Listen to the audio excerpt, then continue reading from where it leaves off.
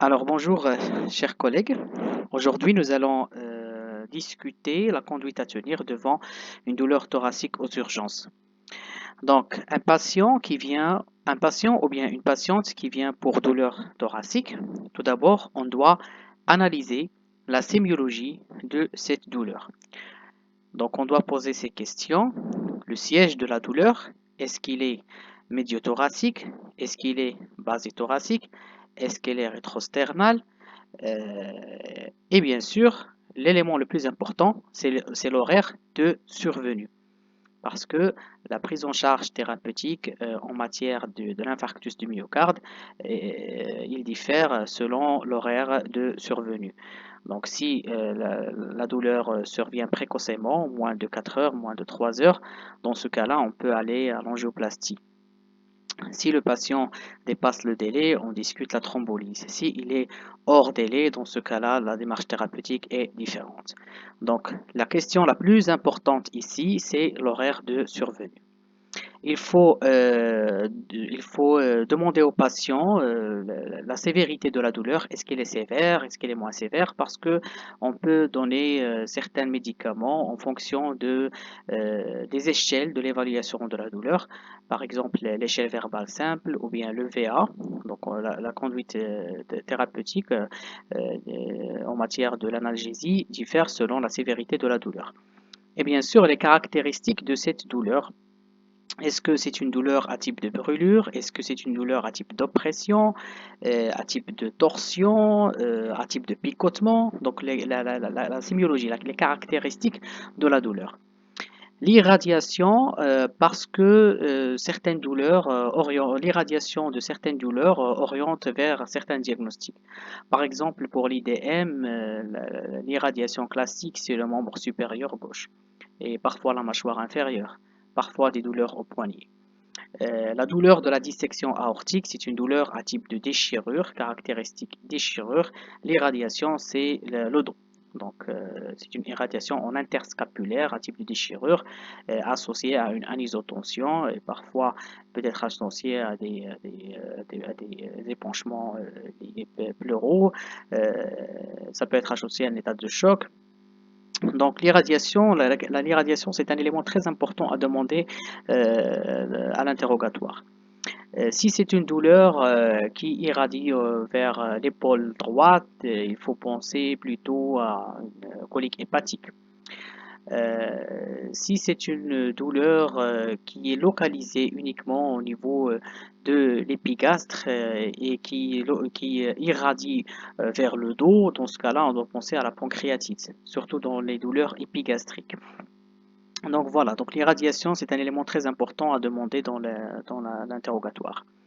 Il faut chercher les facteurs favorisants et les facteurs calmants de cette douleur. Les facteurs favorisants, par exemple, un effort physique, par exemple, une position, un décubitus dorsal strict, parfois ça augmente la douleur. La toux, cette douleur, est-ce qu'elle est calmée par la position antéfléchie? Dans ce cas-là, on va penser plutôt à la péricardite.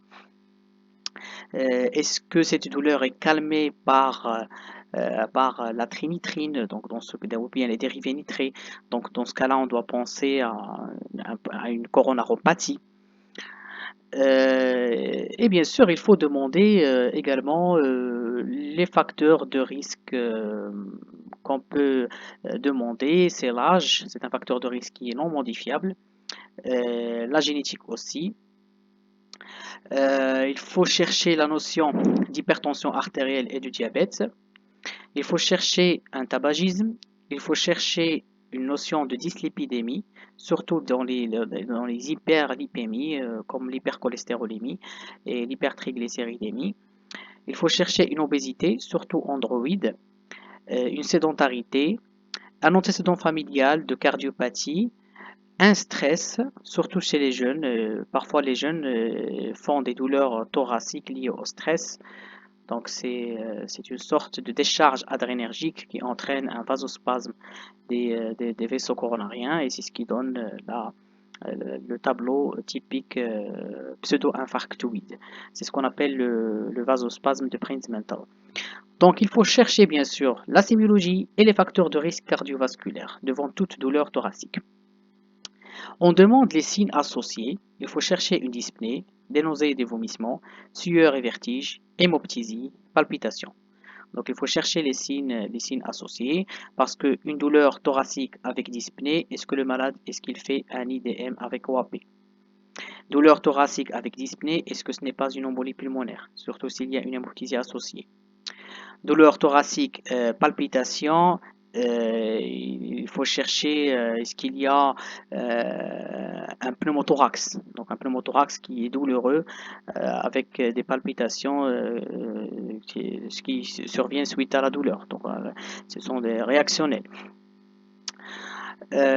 Si le patient est déjà connu cardiopathie, déjà connu porteur d'une cardiopathie ou qui présente des facteurs de risque cardiovasculaire et qui a déjà consulté, il faut qu'il ramène avec lui ses anciens ECG pour les comparer à l'ECG actuel qu'on va demander. Et il faut chercher la notion de prise médicamenteuse. Donc ça c'est en grosso modo, c'est ce qu'il faut chercher à l'interrogatoire.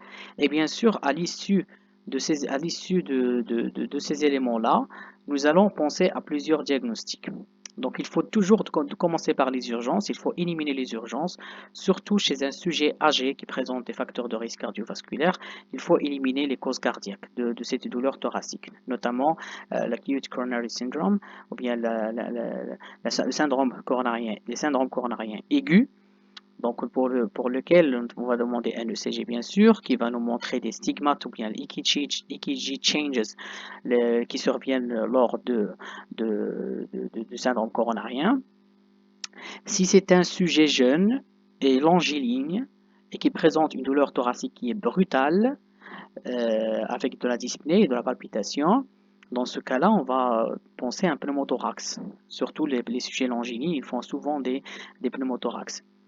Si c'est un patient qui a fait une chirurgie récente avec notion d'alitement et qui vient pour dyspnée, douleur thoracique, on fait la radiothorax, il y a des signes indirects, par exemple les lignes de Kerley.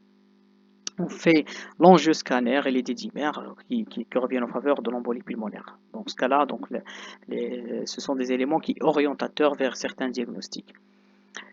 Si le patient présente déjà une histoire de reflux gastro-œsophagien et qui fait parfois un vasospasme ou bien un spasme, pardon, pas un vasospasme mais plutôt un spasme œsophagien, ça peut cadrer avec une œsophagite.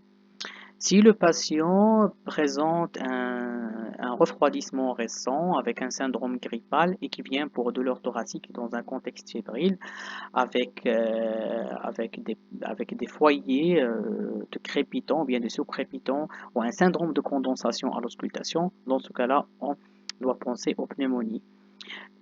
Si le patient a un terrain anxieux sous anxiolytique, par exemple, il présente une phobie, des phobies, ça peut être une attaque de panique ou bien une phobie sociale, les troubles anxieux généralisés, et qui vient pour des douleurs thoraciques à type de précordialgie. Dans ce cas-là, après avoir éliminé l'organicité, on retient le diagnostic des précordialgies d'origine psychogène. S'il n'y a rien de ça, dans ce cas-là, on doit penser au diagnostic évident. Ça peut être une douleur d'origine musculo-squelettique, comme la costochondrite, qui est décrite chez les sujets et surtout ceux qui font les activités sportives. Après avoir éliminé les diagnostics urgents, il y a des diagnostics qui sont moins communs. Ça peut être une dissection aortique, si c'est un sujet jeune ou bien un sujet âgé avec une hypertension artérielle chronique et sujet longiligne qui présente une élastopathie, ça peut être le syndrome d'Ehlers-Danlos ou bien d'autres maladies du tissu élastique, et qui présente une douleur thoracique à type de déchirure, irradiante vers le dos, anisottension, on doit penser à la dissection aortique. Si c'est une femme qui est âgée et qui présente une douleur au niveau basithoracique droite, par exemple, qui irradie vers l'épaule droite, on a fait un ECG, on a éliminé tous les diagnostics urgents et puis on fait un coup de sonde échographique et on tombe sur une cholécystite. Donc ça peut expliquer cette douleur irradiante vers l'épaule droite. Parfois, des diagnostics qui sont évidents lorsqu'on déshabille le patient et on voit des vésicules à contenu liquidien, troubles, qui s'organisent en bouquet avec un érythème cutané qui intéresse donc les territoires, un territoire nerveux particulier, un dermatome particulier. Ça peut être une zona donc, qui peut expliquer cette douleur thoracique. Donc, un zona intercostale qui peut expliquer cette douleur. Si le patient présente récemment des vomissements incoercibles, il peut y avoir une rupture œsophagienne. C'est ce qu'on appelle le Boerhaave syndrome. C'est lorsqu'il y a un effort de vomissement, il y aura une rupture de la paroi œsophagienne et donc ça va donner une douleur thoracique. La pancréatite, comme j'ai dit tout à l'heure, donc si c'est un sujet qui a un antécédent de cholécystite lithiasique et qui vient pour douleur épigastrique irradiante vers le dos, toujours il faut faire un ECG, éliminer les diagnostics urgents en rapport avec le cœur et le poumon. Si tout est normal, on demande une lipasémie élevée, donc ça peut être vraiment une pancréatite. D'autres causes, ce sont les douleurs d'origine vertébrale, donc surtout lorsque c'est une douleur qui est profonde et au niveau du dos. Donc ça peut être une douleur d'origine vertébrale, un tassement vertébral post-traumatique par exemple, ou bien si c'est une femme qui présente une obésité avec une ostéoporose, donc il peut y avoir un certain tassement vertébral qui va donner cette douleur. Et il y a des causes rares de la douleur thoracique profonde ou bien dorsale. Ça peut être le tabesque, c'est une forme compliquée de la syphilis. Donc, tabes dorsalis, donc c'est une forme qui est très rare, qui peut expliquer les douleurs thoraciques profondes ou bien dorsales. Donc voici en bref l'arbre décisionnel. Donc on demande la sémiologie de la douleur, on recherche les facteurs de risque, les signes associés, tout check. Donc il faut demander un ECG, il faut chercher les ECG anciens, notion de prise médicamenteuse, et bien sûr il faut penser à ces diagnostics-là en fonction de la clinique. Et les examens cliniques, ils vont être guidés bien sûr par votre interrogatoire et par votre examen clinique. Voilà, merci beaucoup.